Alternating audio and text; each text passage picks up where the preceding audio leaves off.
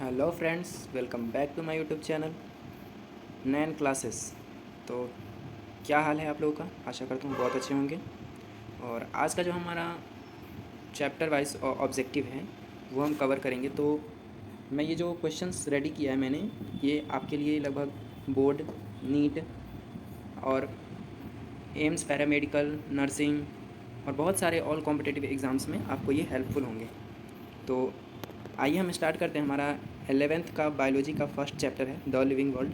ठीक है, इससे रिलेटेड मैं कुछ आपके लिए MCQs लेकर आया हूँ। लगभग 20 MCQs हैं जिसे आज हम कवर करेंगे इस चैप्टर में। आइए आगे चलते हैं। जो हमारा फर्स्ट क्वेश्चन है वो क्या है, देखते हैं। हमारा first question, compare to genus which of the following is less general in characters. कहता है कि जीनस से कंपेयर करना है और इसमें जो लेस जनरल कैरेक्टर कौन है। ठीक है, जीनस से नीचे कौन आता है। ठीक है, तो इसमें जो इसका राइट आंसर है वो आंसर हो जाएगा फैमिली। ओके, इसका राइट आंसर हो जाएगा फैमिली। आगे चलते हैं। क्वेश्चन नंबर 2 है अपना, the correct sequence of taxonomic category is. इसमें आपको करेक्ट सीक्वेंस बताना है कि पहले कौन आएगा बाद में कौन आएगा। ठीक है, तो हमने पढ़ा था 5 किंगडम क्लासिफिकेशन। ठीक है ना, तो उसमें हमने 5 टैक्सोनॉमिक कैटेगरी पढ़ा था। उसमें था किंगडम, उसमें था species, phylum, genus, kingdom, order, यही सब 5 था। ठीक है, तो इसमें हम देखेंगे क्या कि एकदम सीक्वेंस में कौन है। तो देखिए, सीक्वेंस में species, genus, order and phylum. हमने NCERT के बुक में देखा था, पहले कौन आया था, स्पीसीज आया था, फिर कौन आया था, फिर जीनस आया था, फिर ऑर्डर, फिर फाइलम। हमने इसके बारे में पढ़ा था और इसको हम उल्टा करके पढ़ेंगे तो किंगडम लास्ट। ठीक है ना, तो देखिए इसका जो राइट आंसर हो जाएगा, स्पीसीज के बाद क्या आता है, जीनस आता है। स्पीसीज के बाद इसमें कहीं जीनस है, जी हाँ, यहाँ पे जीनस है। ठीक है, फिर उसके बाद ऑर्डर आता है, ऑर्डर। इस जीनस के बाद कौन आता है, ऑर्डर, तो ऑर्डर भी है। और लास्ट फाइलम, इसके बाद कौन आएगा, इसके बाद आ जाएगा किंगडम। ठीक है, तो आपका जो राइट सीक्वेंस हो गया, करेक्ट सीक्वेंस, ये A नंबर। तो आगे चलते हैं। क्वेश्चन नंबर 3 है अपना, one of the first acts in taxonomy. Taxonomy का जो एक्ट्स कौन है, तो इसका जो राइट आंसर हो जाएगा वो है आइडेंटिफिकेशन, A। आगे चलते हैं। The common characteristics between tomato and potato will be maximum at the level of their. बोलता है कि टोमेटो एंड पोटैटो, ठीक है ना, ये इनमें कॉमन कैरेक्टर क्या है, इन दोनों में क्या ऐसा चीज़ है जो इनके लिए सेम है। ठीक है, तो हम सभी जानते हैं कि पोटैटो एंड टोमेटो वो सोलानेसी फैमिली से आते हैं, तो दोनों का जो फैमिली है वो सेम है। तो इसका राइट आंसर हो जाएगा फैमिली, क्योंकि ये सोलानेसी फैमिली से आते हैं। कौन से, सोलानेसी फैमिली से आते हैं। ठीक है, आगे चलते हैं। हमारा 5वां नंबर क्वेश्चन है, a taxon is a taxon. Taxon के बारे में पढ़ा था, टैक्सोन क्या है, तो टैक्सोन जो है group of any ranking, taxonomic group of any ranking. इसका आंसर D। ठीक है, 5 नंबर क्वेश्चन का आंसर D। चलिए आगे चलते हैं। 6 नंबर क्वेश्चन है, ICBN स्टैंड्स फॉर। ये फुल फॉर्म पूछ रहा है। क्या पूछ रहा है, स्टैंड्स फॉर का मतलब क्या, फुल फॉर्म। क्या पूछ रहा है, फुल फॉर्म। तो ICBN का फुल फॉर्म क्या था, हमने पढ़ा था, देखते हैं। International code of botanical nomenclature, Indian congress of biological names, international congress, Indian, देखिए international code of botanical nomenclature, ये हो जाएगा इसका राइट आंसर, क्योंकि यहाँ पे तो कांग्रेस है, कोई लेना देना नहीं है। ठीक है, इंटरनेशनल कांग्रेस वो भी अलग अलग चीज़ है। Indian code of botanical nomenclature, international, ये इंडियन राष्ट्रीय, सॉरी राष्ट्र मतलब इंडिया के थ्रू ही नहीं आता, ये इंटरनेशनल लेवल पे आता है। कौन से, इंटरनेशनल लेवल पे आते हैं। ठीक है, तो इसका राइट आंसर हो जाएगा ए। आगे चलते हैं। क्वेश्चन नंबर 7 है अपने पास, nomenclature is governed by the certain universe rules, which one of the following is contrary to the rules of nomenclature. बोलता है कि नॉमेनक्लेचर के रूल के थ्रू इसमें कौन ऐसा चीज़ है जो, एक ऐसा चीज़ है जो रॉन्ग है। ठीक है ना, गलत। ठीक है, नॉमेनक्लेचर के रूल के थ्रू ऐसा नहीं कहा गया है। ठीक है, तो पढ़ते हैं। The first word in a biological name represents the genus name, the second name is specific epithet. ये बिल्कुल सही है कि जब हम बायोलॉजिकल नेम को रिप्रेजेंट करते हैं तो उसका जो पहला नाम होता है वो जीनस होता है और दूसरा क्या होता है, सेकंड स्पेसिफिक एपिथेट होता है। तो ये आपका इसमें सही है। ठीक है, the names are written in Latin and are italics. बिल्कुल सही बात है कि इसमें जो नाम होता है उसको हम लैटिन और इटैलिक्स वर्ड से में लिखते हैं। Biological names can be written in any language. ठीक है ना, biological names can be written in any language, ये नहीं हो सकता। हम इसको किसी भी language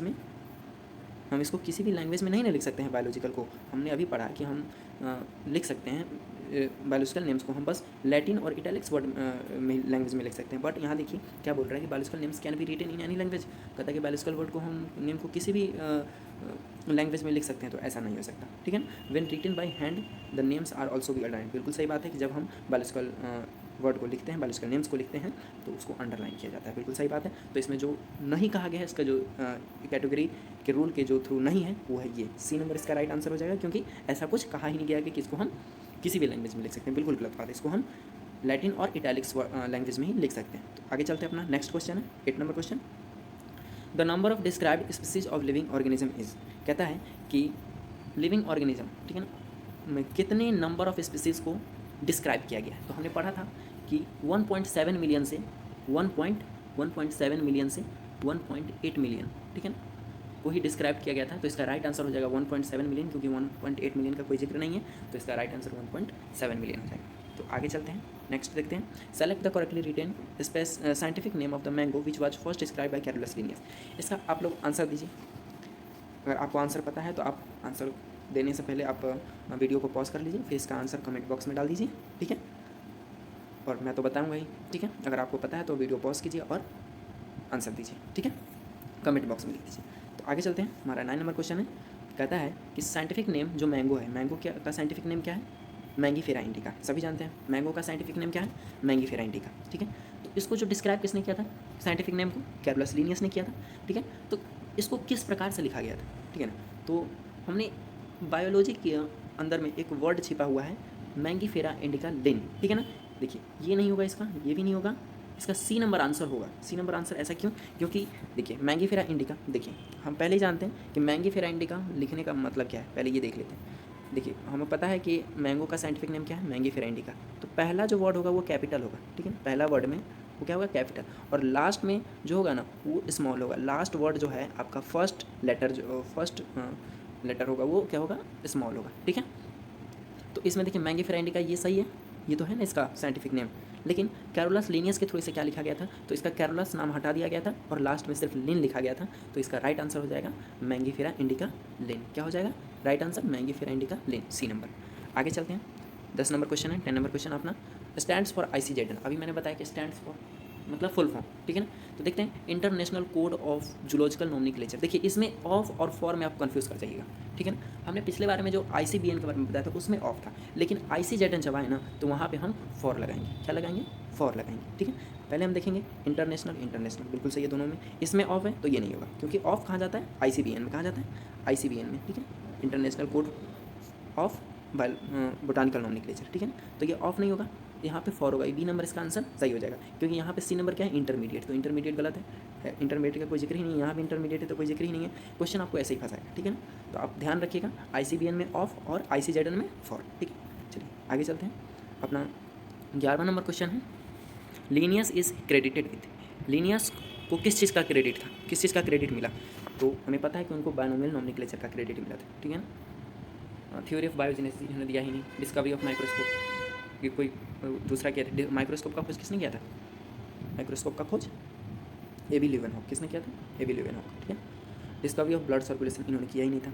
Linnaeus evolve a system of nomenclature called. देखिए कौन सा नोमेनक्लेचर दिया था लीनियस ने, ठीक है ना। तो बायनोमियल नोमेनक्लेचर दिया था, हमने पढ़ा था बायो में फर्स्ट चैप्टर में। आप देखिए NCERT का लाइन बाय लाइन पढ़िएगा ना तो आपको ये चीज़ मिलेगा। उन्होंने बायनोमियल नोमेनक्लेचर दिया था, ठीक है ना। कौन सा नोमेनक्लेचर दिया? बायनोमियल। आपका राइट आंसर बी। आगे चलते हैं, नेक्स्ट क्वेश्चन अपना है the term new systematics was introduced by, ठीक है ना। ये जो न्यू सिस्टमैटिक्स टर्म को इंट्रोड्यूस किसने कराया था? तो इसको इंट्रोड्यूस कराया था जूलियन हक्सले ने। किसने कराया था? जूलियन हक्सले ने, ओके। चलिए अपना 14 नंबर क्वेश्चन है, नेक्स्ट आगे देखते हैं। देखिए जो अपना 14 नंबर क्वेश्चन है, कहते हैं एक मिनट, तो अपना 14 नंबर क्वेश्चन क्या है? मैच द कॉलम है, ठीक है ना। जो हमें बचपन में मैच द कॉलम खेलते थे वही, ठीक है। तो देखिए क्या है कि match the column 1 and column with 2 for house fly classification and select the correct option using the codes given below. देखिए ये जो आपका क्वेश्चन है कुछ इस प्रकार से क्वेश्चन दिए जाते हैं और कहते हैं कि इसमें ए नंबर क्वेश्चन है, एक आंसर 1, 2, 3 ऐसे करके आता है ना। तो जगह नहीं था, इसलिए मैंने वैसा क्वेश्चन नहीं बनाया। बट आपको किसी क्लास में मैं बहुत सारे ऐसे मैच द कॉलम दिखाऊंगा और सिखाऊंगा, ठीक है ना। तो इसको बना लेते हैं पहले, ठीक है।